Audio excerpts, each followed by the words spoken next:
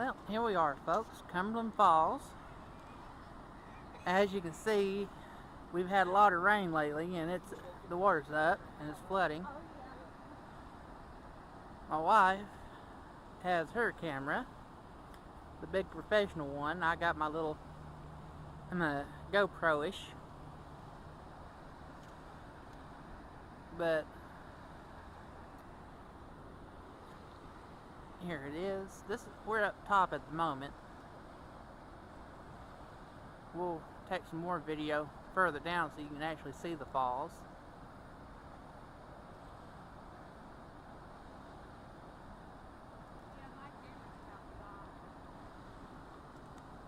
So I want to save it. okay, we moved down a little bit. We're up here at the top of the falls. You can hear that water absolutely rushing. Give you some idea on as all the ways up here to the walkway where they've got it concreted in, and it goes all the way to the far bank. Well, duh, of course it does.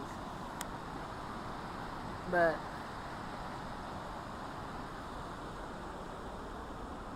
try not to wiggle the camera too much. Now, normally you can get right down in there for a closer look at the falls, which they normally have little ropes and whatnot to keep it from going too far. But as you can see, it's padlocked due to flood conditions.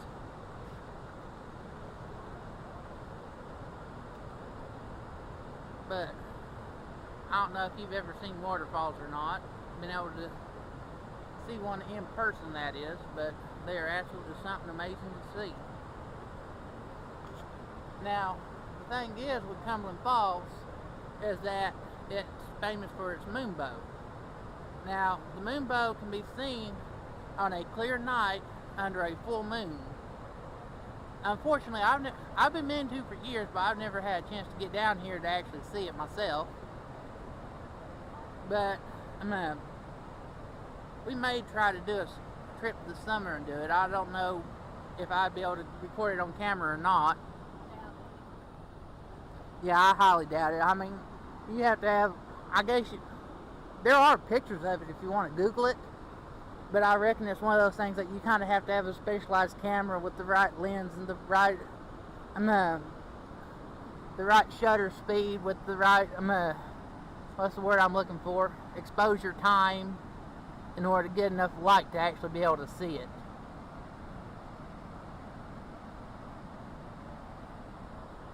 Oh, well, that's kind of new.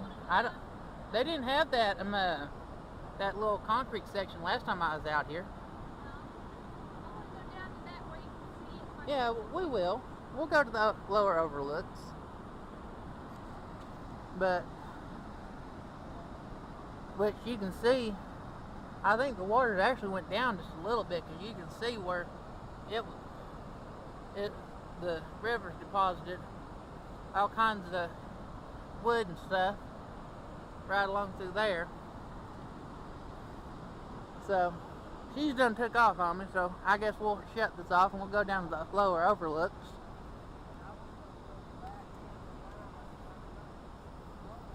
But we'll get a view of the river from down here. As you can see, it's absolutely flowing. Which, I don't know if you're familiar with southeast Kentucky, but usually late fall, early spring.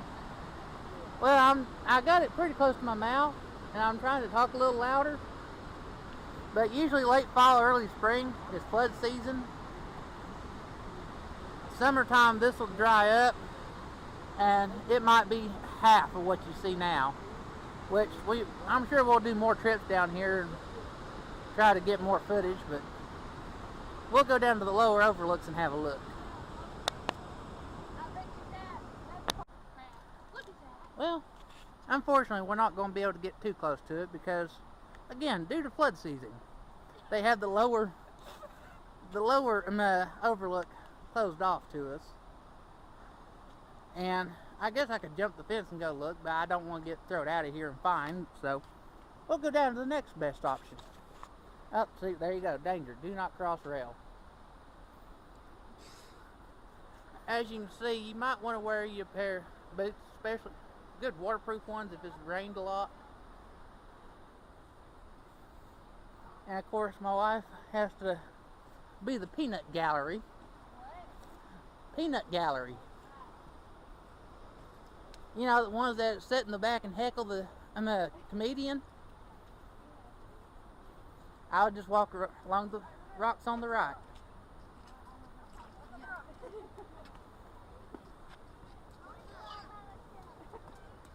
Bailey!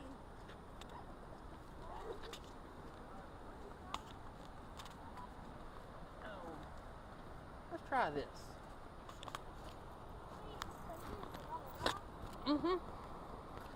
Oh. And we're up here, we're going to bypass all that mud.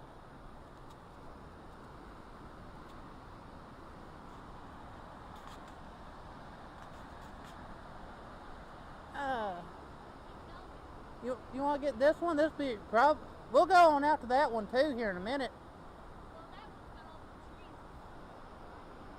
I'm going to come down here and take some video, okay? If we can get down here without busting her tail.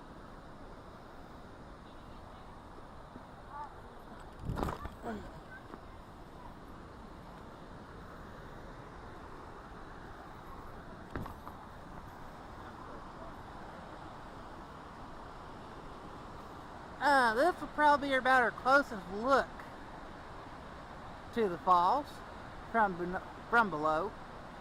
Man, watch how that water boils up from underneath. Could you imagine being a fish getting swept over that thing? Just be swimming along, minding your own business, and all of a sudden, ah! That would be a wild ride. Let's go catch up to Ashley.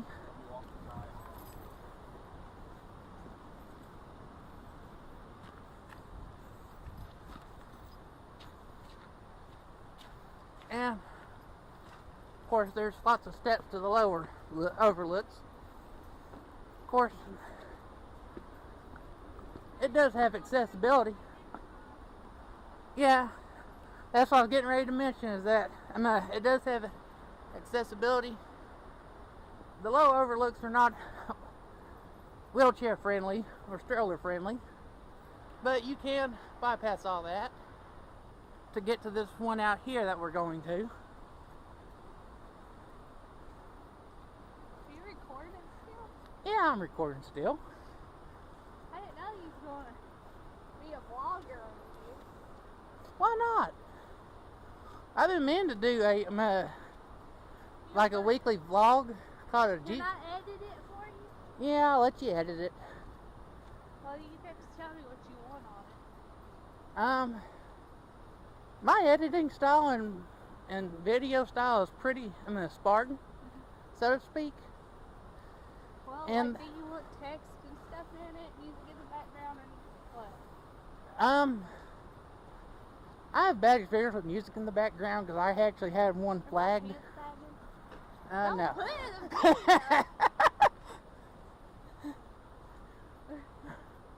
This is where I want to come. Well, we're here.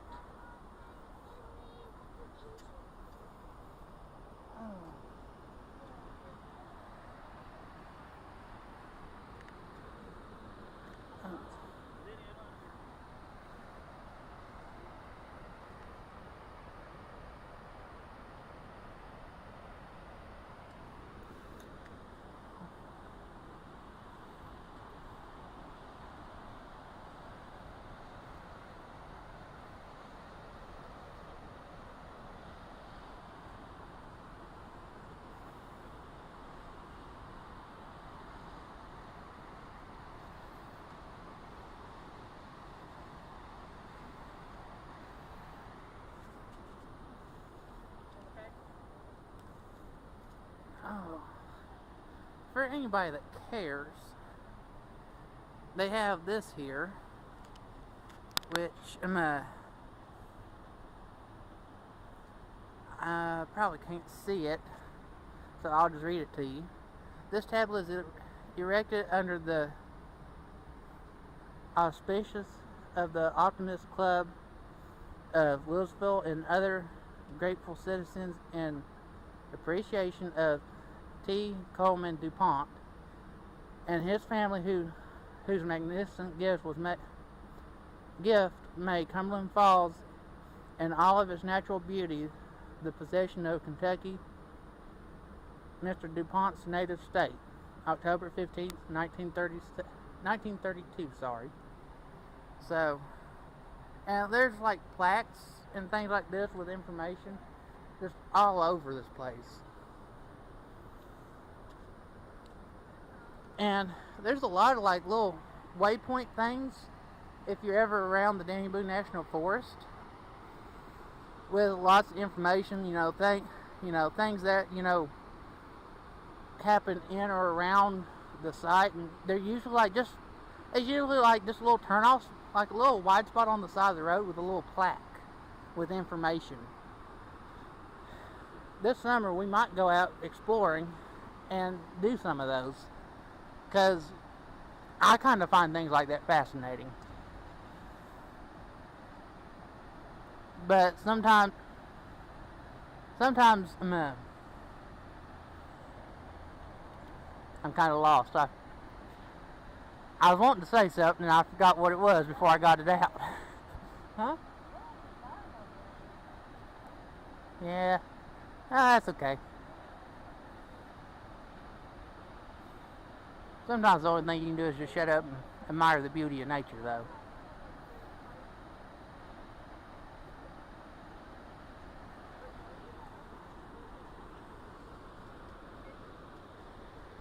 Which, another thing, in the summertime, if you go on down this little trail here, I'm not going nowhere, I'm just showing. If you go on down there, you can actually go all the way down to the water's edge, below the falls, and there's like a little beach. You can fish and wade around, things of that nature. But that's one of the things is that Southeast Kentucky, you have a lot of tracts of Daniel Boone National Forest. And there's a lot of history here. From, early settlers of this area, back to the native peoples, which were predominantly Cherokee in this area. Which I don't think that they actually had permanent settlements here in Southeast Kentucky. But it was more or less, this was, they came here to hunt. I know if you do a Google search, you can find Cherokee, North Carolina. Way up in the mountains. Things like that. But yeah, I can do that. I'm going to turn this off for a minute. Sorry, folks. Going back to what I was saying. There is a lot of history here in Southeast Kentucky. Starting way back with the native tribes, which, like I said, I believe were the Cherokee. This was predominantly a hunting area for them. Yeah, here in just a minute. And then on into the early settlement with, of course, Daniel Boone, Thomas Walker, and several others. The early pioneers that really pushed, the European expansion. Not really European, but the people from the European countries, kind of pushed the expansion of their settlement out of the original 13 colonies in the eastern seaboard. Their first major hurdle was the Appalachian Mountain Range. You either had to go all the way down into Georgia to the very bottom of it to get around it, and then back up. But from the middle to northeastern, what's the United States today, there really wasn't no easy way through the mountains, and so that's where Daniel Boone and Thomas Walker and them come in. Is that they had heard tales of the trails that the natives used to access this part of the country, to come in, come into their hunting grounds. And that's really what they was doing, is exploring and finding those paths, marking trails and widening them, so that way the early settlers could get through with horses and wagons and things of that nature. And then, then you fast forward on up, of course, something like this, the natural beauty is always going to attract people to it.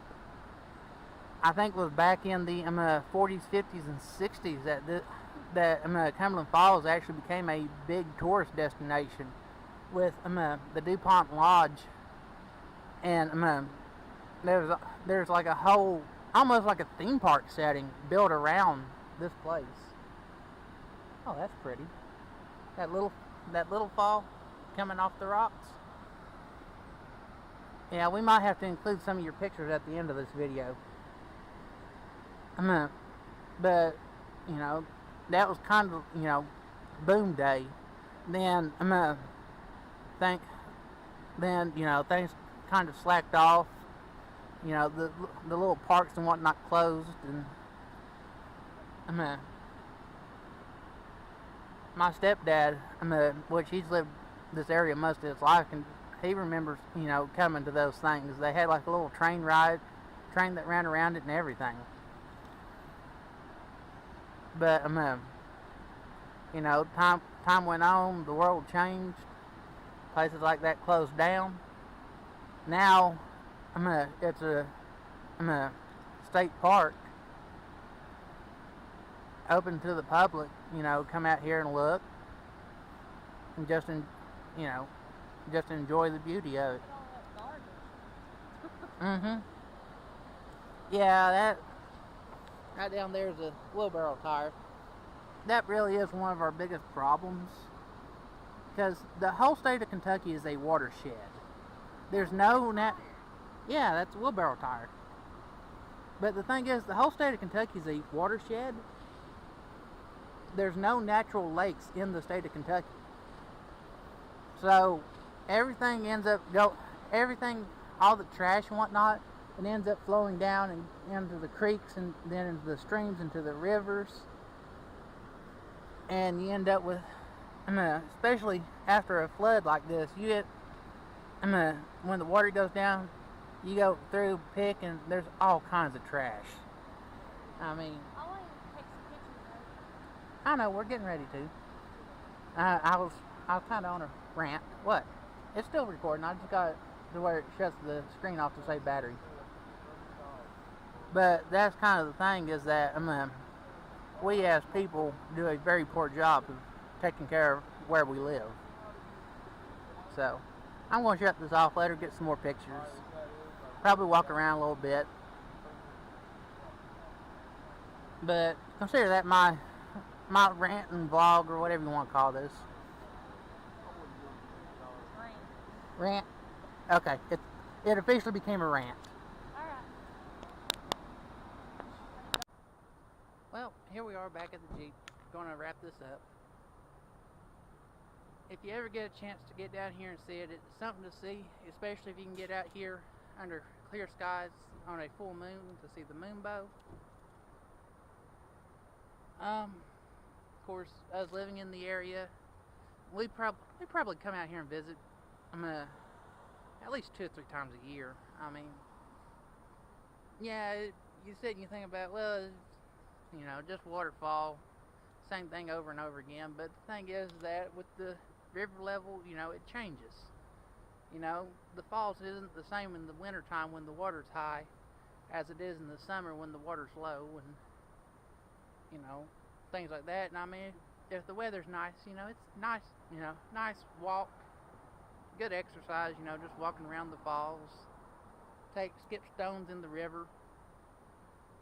I don't know, if you got your Kentucky fishing license, maybe go down below the falls, see what you can catch. So we're going to wrap this video up here. Thank you everyone for watching. and we'll see you all later.